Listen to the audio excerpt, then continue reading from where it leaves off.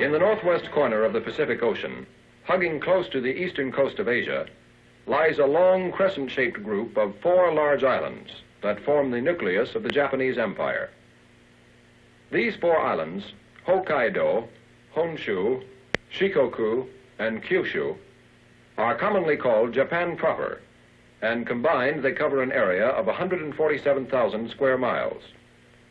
This group of islands was the Japan of the Meiji Restoration era, and could possibly be the Japan of the post-war world. From these 4 islands, she emerged in 1875 to begin 50 years of aggression, seizing adjacent islands and securing footholds on the continent, preliminary to the more ambitious moves of recent years. The first expansion after many dormant years was in the Sino-Japanese War in 1894.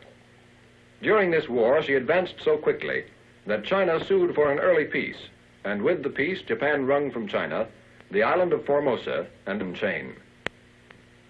And took over the Tsar's lease in the Kwantung Peninsula. Also, as a result of this war, she secured the southern half of the island of Sakhalin, called by the Japanese Karafuto, located north of Hokkaido and off the eastern coast of Siberia. This was the Imperial Empire up until 1910. At that time, independent Korea, which was a prey to internal strife and a weak central government, was the logical point for expansion and offered an avenue of approach to China and Manchuria. The patient Japanese very strategically waited a few years after the Russo-Japanese War before they annexed Korea formally. Later, she saw an opportunity in World War I for further expansion and cashed in on her careful participation as an ally by taking over the German island possessions north of the equator, the Marianas, Caroline, and Marshall Islands. Just as she had planned, these islands were mandated to her at the conclusion of the First World War.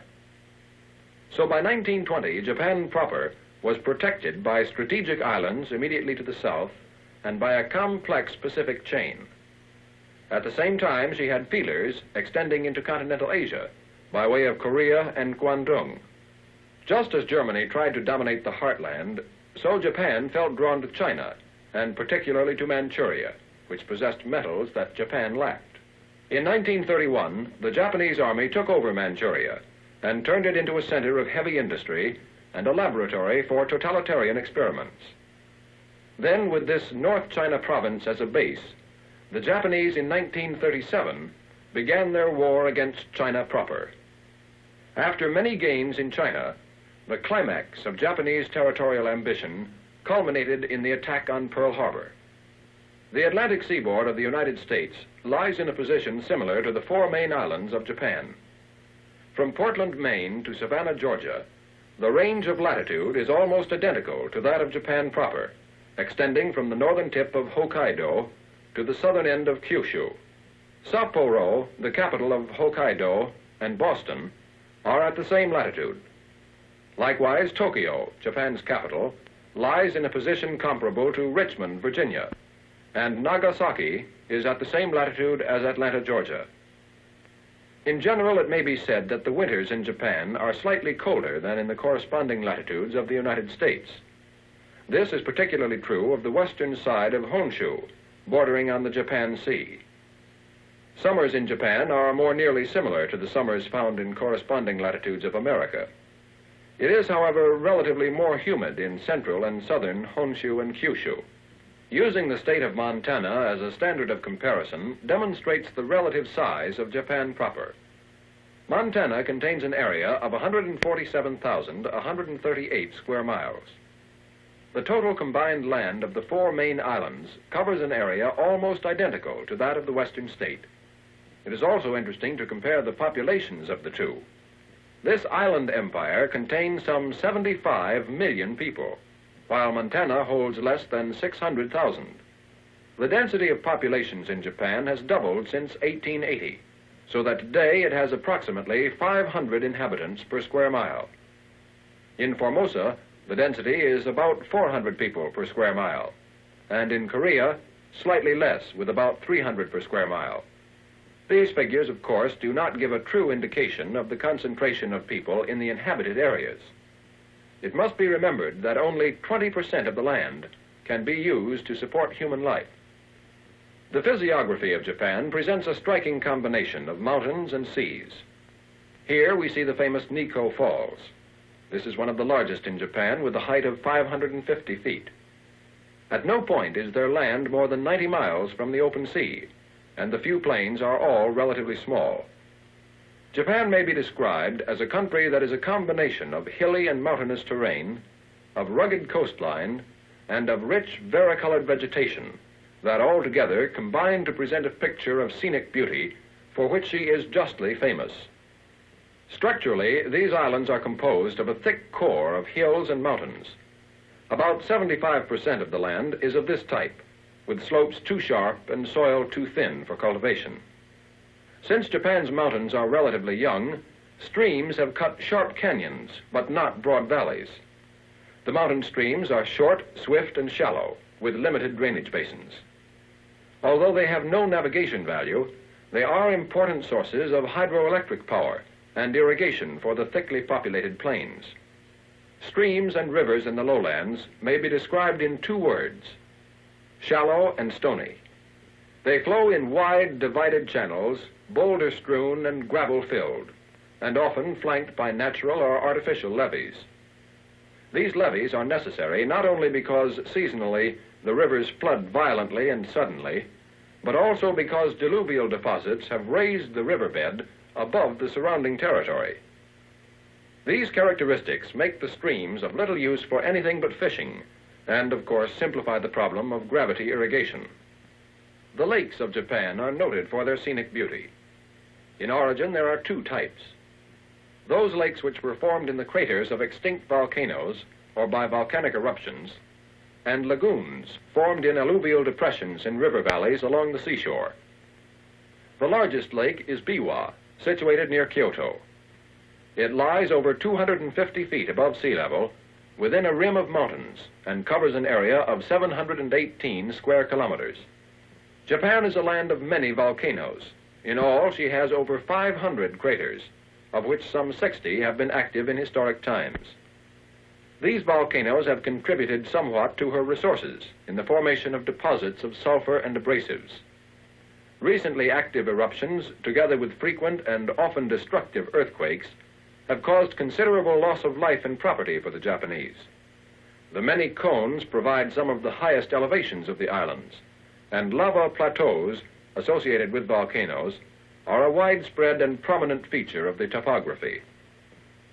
Japan's plains are few, and those which she has are isolated patches of sediment in coastal indentations or mountain basins. Lowlands are seldom continuous for any distance, but are interrupted where mountains come down to the very margin of the ocean.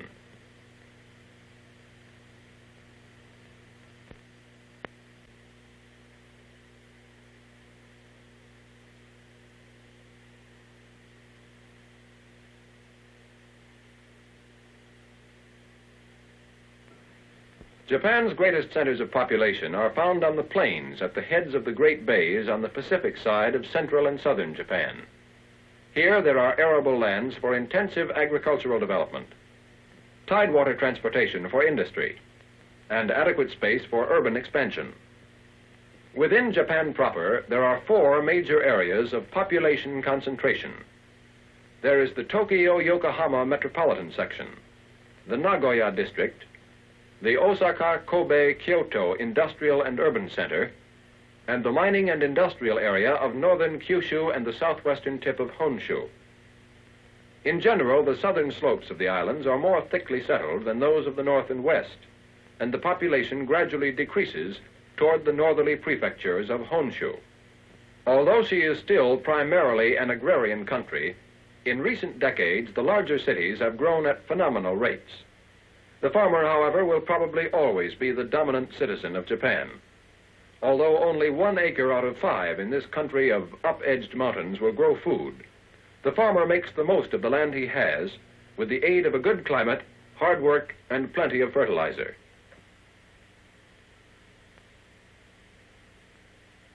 The picture of metropolitan Japan today greatly differs from the scenes shown here.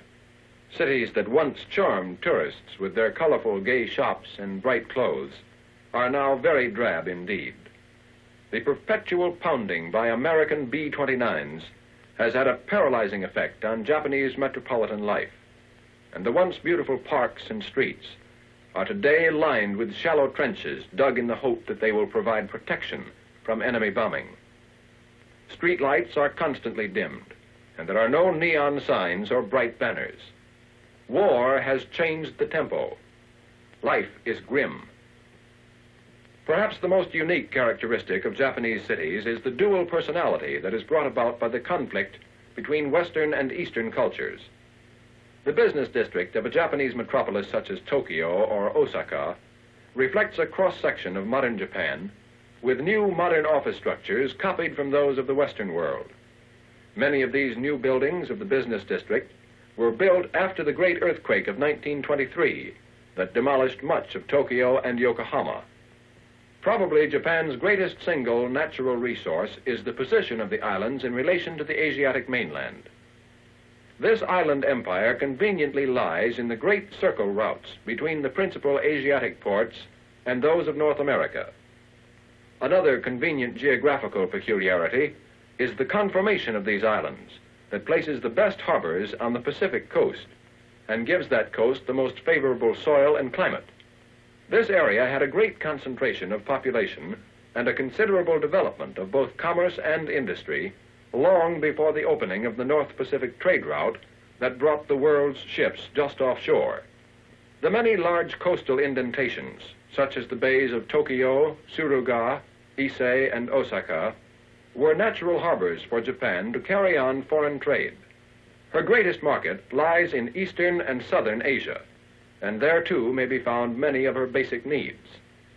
All of the larger Japanese cities are actually collections of towns that have been overwhelmed and absorbed into the metropolitan centers. These former towns retain their identity as districts within the city by means of the common suffix machi attached to their names. Here are a few scenes of Tokyo's business district. This is the focus of the country, with 5 big national roads running into this famous capital. Tokyo might well be called the New York of Japan, as far as sightseeing is concerned. Here we see a native playhouse. Probably one of the most interesting structures in Tokyo is the superb and widely known Imperial Hotel. This hotel was built in 1922 by native artisans acting under the supervision of the American architect Frank Lloyd Wright.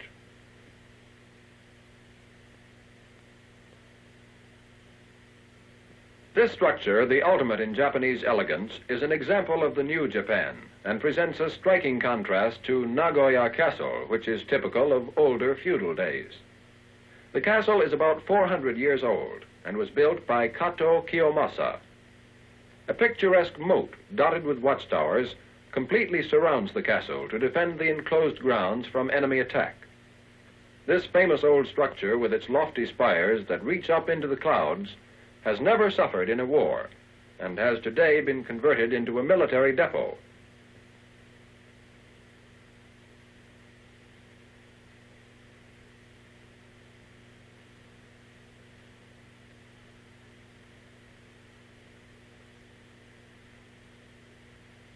Another of the famous sights of Tokyo is Ueno Park that lies at the north edge of the capital. There are many memorial arches throughout the park, one of which is the Saigo statue that stands overlooking the vast city. Another famous landmark of the country is Nara Park, noted for the many live deer that roam the grounds. In season, the beaches of the Kurales and Karafuto are alive with thousands of seals. These commercially valuable animals that roam the northern Pacific Ocean were for many years the cause of strained relations between the United States, Japan, and Russia. They roamed the high seas widely, but they would always return for breeding purposes to certain definite bits of land. And it was this instinct that gave particular nations property rights in them and created several international complications. In 1911, there was a noticeable diminishing of the seal herds, and in that same year, Japan and Russia signed a treaty with the United States which forbade pelagic sealing or the killing of fur seals while in the water. By the same treaty, the legitimate killing of surplus male seals on land was placed under the direct control of the government interested. Just prior to the Pearl Harbor attack, the Japanese broke the treaty with the excuse that the seals were eating squid and devilfish that are sought by Japan's fishing fleet. Probably there is little hope of again saving the seals that roam the Pacific until Japan is defeated and has been taught to live in a world that respects treaties designed to save the lives of both men and animals. There is no doubt of the great importance of the expansive waters that surround the empire. A large percentage of Japan's fishing activities, however, were carried on in foreign waters prior to the war, but it is doubtful if she will ever again be allowed to operate in waters in the vicinity of other shores, where her fishermen can be used as spies and provocateurs. The many Japanese fishing boats that once operated in the Pacific waters from Mexico to Alaska and were known to have carried stores of dynamite and guns will no doubt be restricted in the future. Likewise, rigid laws will undoubtedly be enforced that will protect the mother seals, known as cows, and their young pups. These fur seal pups, from their birth until they leave the islands in winter, are nourished exclusively on milk. The killing of the mother seals while at sea, where they are obliged to go for food, therefore results in the death of their pups by slow starvation, and is of course serious injury to the herd from the loss of the potential productivity of the cows in subsequent years. The land of Japan offers a sparse supply of mineral wealth. Only coal, copper, gold, silver, and sulphur are present in sizable quantities. The islands are so located geographically that until recently, important minerals could easily be shipped to her from her southern colonies. But Japan's greatest wealth is her 17,000 miles of coastline surrounded by the friendly sea. Although typhoons occasionally devastate the shores, there are innumerable good harbors along the coastline. Sheltered waters such as the inland sea invite the angler and the trader, and the waters around Japan comprise the greatest fishing grounds in the world. The limited supplies of food on the land, the coastal character of the population, and the highly indented shoreline all tend to continually push the people to the sea. The Japanese beach is strewn with boats, nets, and drying fish. Generally, the villages along the shore reflect the poverty of those who engage in the industry, for the more important fishing activities are in the hands of large corporations. Whatever Japan's losses are in this war, she will always maintain her commanding geographic position among the empires of the world. Through all of her recent history, she has followed geographic opportunity to her greatest advantage. Had she studied her geography lesson better and not felt her position so secure, she might never have made the basic error of military history, the error of inviting disaster by attempting aggression in many directions.